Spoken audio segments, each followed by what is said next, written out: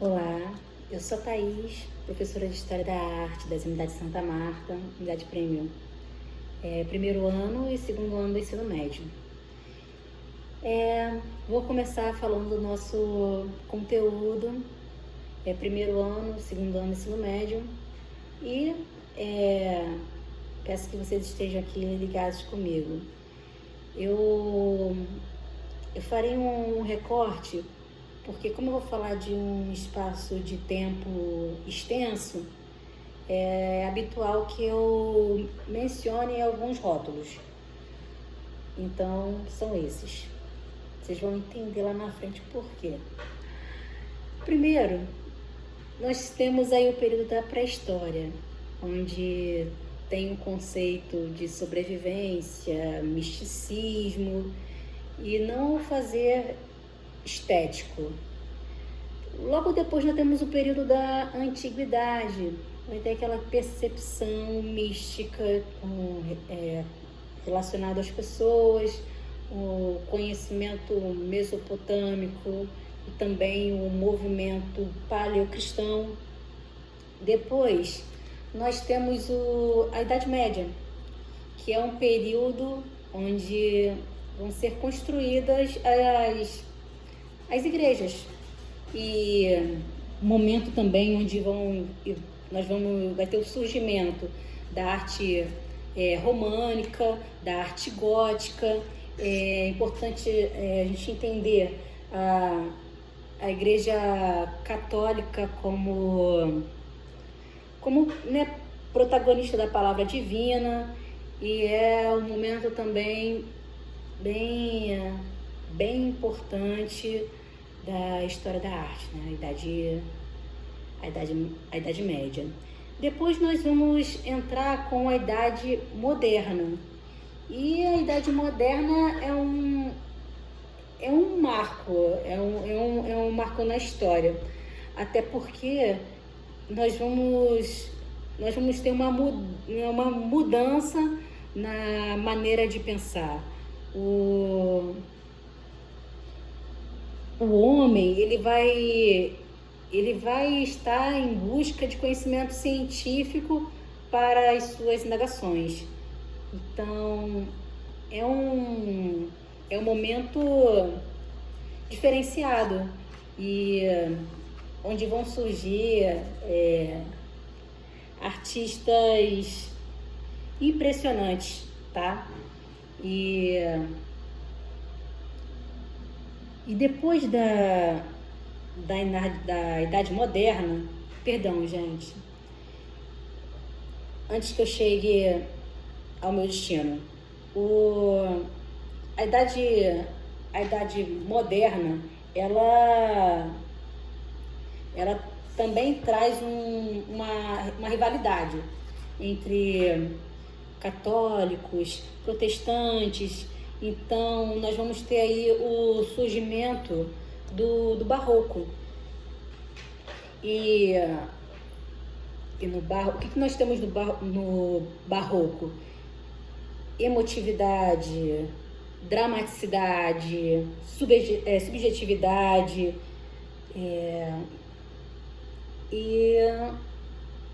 e assim, é algo muito forte. E nós temos aí também artistas, né, personalidades como Shakespeare, Caravaggio, que vai ser muito importante lá na frente, Rembrandt, Vermeer, e assim, são artistas que vão trazer uma potente característica. Lá na frente eu vou dizer. Quero lembrar também que nesse período da Idade Moderna, nós temos artistas como Da Vinci, Michelangelo, Rafael, e estão dentro desse contexto. Foi um momento de grande mudança na renovação, assim, na relação, no modo de pensar, tá? E depois da Idade Moderna, nós entramos na contemporaneidade. Chegamos. E fiquem ligados aqui. A Idade Contemporânea, ela vai ser um período que vai iniciar com a Revolução Francesa. E nós temos um movimento, né, impulsionado pela burguesia, pelos camponeses, pelas massas urbanas que estavam na miséria. E a França se encontrava ainda num modelo meio que agrário, feudal, e para os burgueses, né, camponeses, era preciso acabar com o poder absoluto do rei. Entendam bem, gente, deixa eu fazer um outro recorte aqui. Para entender a estética, para a gente conseguir se aprofundar, mergulhar nessas celebrações artísticas, a gente precisa entender um pouco do contexto histórico daquele momento. Então é por isso que eu estou comentando desse período da contemporaneidade, o início da Revolução Francesa. É só um pincel que eu estou passando aqui, tá? Para a gente poder realmente absorver o conteúdo. Então a gente entrou na questão da Revolução Francesa. A população não estava gostando, ela queria se desenvolver, até porque lá do outro lado do Canal da Mancha tinha a Inglaterra, né, rival, que já estava lá se desenvolvendo, lá olhando a questão de processo de industrialização. E nesse momento, assim, a burguesia, ela estava preocupada em se desenvolver e se industrializar e romper com barreiras, e dessa forma era preciso que se adotasse uma outra gestão, uma outra maneira de lidar com aquelas questões. E o que eles gostariam que fosse adotado era o liberalismo econômico, né? E aí nós temos algo que vai ser extremamente importante, que vai chancelar muitas das nossas questões artísticas.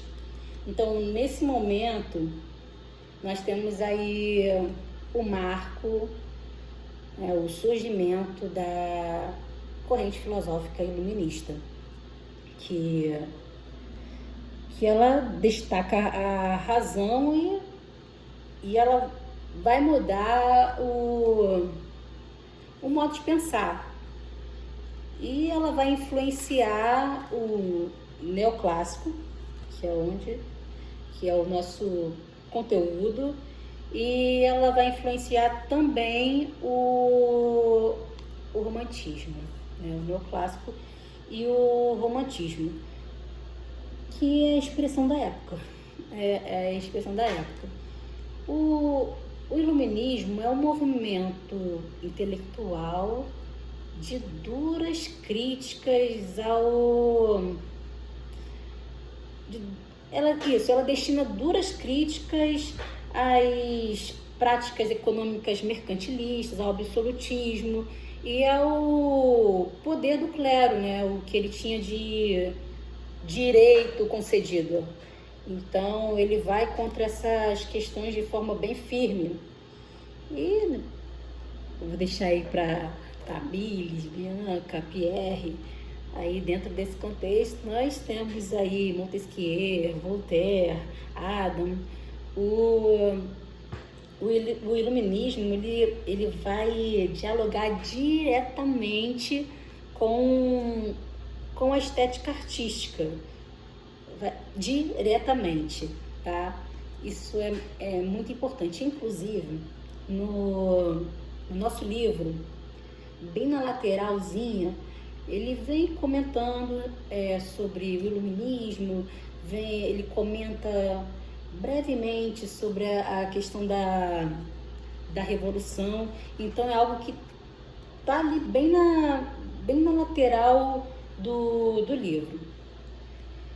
Então, continuando, nós estamos nas últimas décadas do século XVIII, início do século XIX, e se instala aí a nova tendência, a tendência que vai predominar na criação dos artistas europeus, que é o neoclássico, que expressa valores próprios de uma base e de uma nova base e fortalecida pela burguesia, que assume a direção da sociedade e da sociedade europeia após a Revolução, e principalmente com o Império de Napoleão.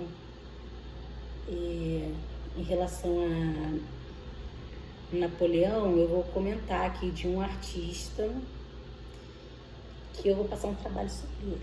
Então, fiquem espertos, tá bom?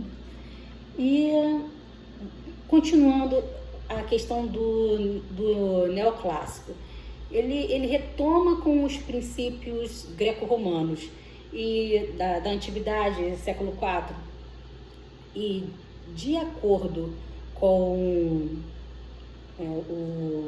o estilo greco-romano, uma obra ela só seria perfeitamente bela se ela estivesse dentro dos padrões greco-romano ou dentro da linha do Renascimento italiano. Então era essa linha. E o neoclássico ele vem também para questionar o movimento anterior. E assim, ele vem contra o barroco, vem contra o rococó, contra o glamour da aristocracia.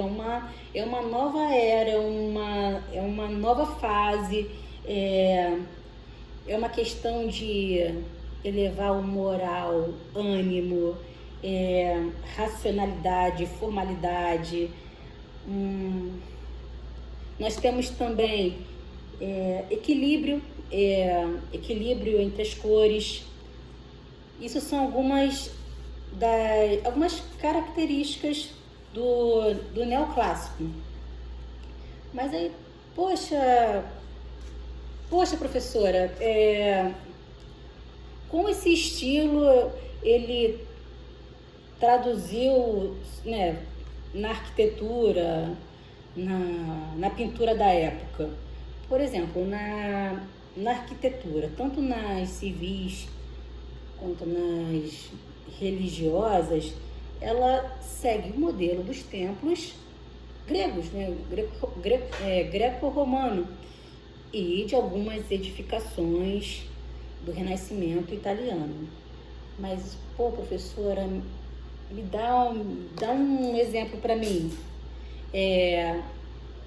Panteão Nacional de Paris. O que nós temos? Inclusive, nós fizemos um trabalho em sala de aula, inspirado nessa arquitetura. O que nós temos nessa grande obra arquitetônica? As abóbadas, as colunatas gregas, os frisos. Então, né, a gente, olhando, a gente consegue já viajar lá para a Grécia. A gente já consegue. Outro exemplo, que agora eu não lembro se está no livro. Se não estiver, eu peço que vocês busquem aí na internet. Mas acredito que tenha, que é o portal de Brandemburgo, Berlim. E tem 4 cavalos, e assim, uns 5 segmentos. É uma demonstração de triunfo, de poder ligadas a um passado. poder de épocas passadas, os seus segmentos são imponentes, eles mostram isso. São duas arquiteturas que onde nós podemos visualizar muito bem o neoclássico, esse novo clássico. E isso é um grande exemplo relacionado à arquitetura do neoclássico. Mas, professora, aí sobre a pintura. As pinturas elas foram inspiradas nas esculturas gregas e também pela pintura do Renascimento italiano. E um pintor que nós não podemos esquecer de jeito algum, né, sobretudo sobre Rafael, que assim é um mestre inigualável do equilíbrio, da composição e da harmonização das cores. E assim, um representante do neoclássico é Jacques-Louis David, chamam de David. Ele foi considerado pintor da Revolução Francesa. Ele tornou-se pintor oficial do Império de Napoleão. Ele registrou vários fatos históricos ligados à vida do imperador. Então, assim, é um artista que é importante a gente conhecer, e não somente porque ele vai cair na avaliação, né? Mas conheçam um pouco mais do trabalho dele. As suas obras, elas expressam realismo, algumas fortes emoções, como a morte de um amigo. Temos outros artistas também de composições mitológicas, literárias, nus, retratos, paisagens. Algo que eu queria pontuar aí é que, então, o movimento anterior ele estava ligado à religião. Então, a mitologia também vem forte também para alfinetar aí também. E nós temos assim uma diversidade aí nesse campo de temas de pintura. E vamos também encontrar pinturas que expressam, sabe, a firmeza e a determinação do personagem, de um olhar que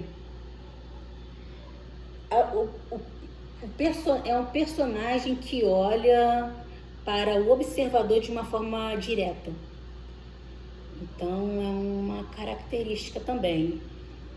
E tirando isso, a questão da pintura neoclássica, como ela vai beber da fonte greco-romana, então nós vamos observar uma pintura posada, calculada, a questão da proporção, porque o que acontece? Tudo era muito feito à base, né, do cálculo, da matemática, da perspectiva. Então, quando você olha uma pintura neoclássica, você vai notar que existe até um desenho invisível, como se tivesse um projeto, um rascunho ali atrás, todo um estudo para aquilo aqui, para que aquela pintura fosse realizada. E também em algumas, uma questão assim plácida da expressão, vamos dizer, de repente você vai notar uma arte onde a emoção, a tristeza não está tão latente, ela está plácida, entendeu? Ela tá equilibrada, ela não está tão intensa, né? Então, isso são algumas características. Agora, sobre o romantismo, ele vai surgir, como é que eu vou dizer? É quase paralelo, tá? E ele vem como uma reação ao neoclássico do século XVIII. Enquanto os neoclássicos eles querem imitar os greco-romanos, o realismo, perdão, as obras do Renascimento italiano, os românticos eles procuravam se libertar das convenções acadêmicas e em favor da livre expressão, da personalidade do artista. De modo geral, o romantismo é a valorização do sentimento, da imaginação, e ele quer liberdade para se expressar. Então, nós vamos notar uma série de fatores diferentes. E outros valores que compreendem essa estética é o sentimento de presente, do nacionalismo, a valorização da natureza. O romantismo ele vem para emocionar, para exaltar a imaginação, dramatizar, traz dinamismo, mostra movimento. E quando essa pintura ela nega um pouco o neoclássico, ela se aproxima do barroco. E aí ele vai se aproximar, por exemplo, de Caravaggio, de artistas que eu falei lá atrás. E vou destacar também alguns artistas como Goya, Delacroix, Turner, que Turner é um artista extremamente romântico. Eu vou falar dele mais à frente. E a cor é novamente valorizada, o contraste de claro e escuro, muita dramaticidade, sabe? O romantismo vai ser um momento que os artistas estão buscando liberdade mesmo para se expressar. Então, até eles vão buscar dinamismo, movimento. A pincelada não vai ser mais aquela, não vai ser lambendo a tela. Ele quer um outro tipo de expressão, de maneira que quando você observa a pincelada, a maneira, a textura, você compreende aquele contexto, você olha um movimento. Então, gente, é mais ou menos isso. Comentei um pouco sobre o neoclássico, um pouquinho sobre o romantismo, e mais à frente eu estarei falando de alguns outros movimentos e suas características e onde eles acontecem.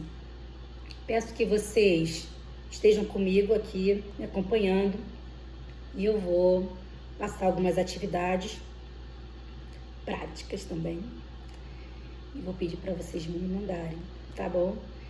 Quero agradecer a atenção de todos, e vamos estudar, vamos dialogar, vamos trocar informações, porque não são férias, tá?